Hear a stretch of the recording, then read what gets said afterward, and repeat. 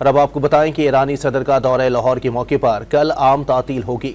पंजाब हुकूमत ने तातील का नोटिफिकेशन जारी कर दिया है। छुट्टी का इतलाक सिर्फ डिस्ट्रिक्ट लाहौर पर होगा।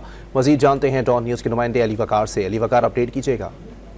जी बिल्कुल, कल जो है ईरानी सदर की लाहौर आमद मुतवक्का है और इस हवाले से पंजाब हुकूमत ने एक बाकायदा नोटिफिकेशन जारी कर दिया है जिसमें यह बताया गया है कि पूरे लाहौर में कल आम तातील होगी, लेकिन वो अदारे जो सिविल सेक्रेटेरिएट से मुल्का है वहाँ पर छुट्टी नहीं होगी।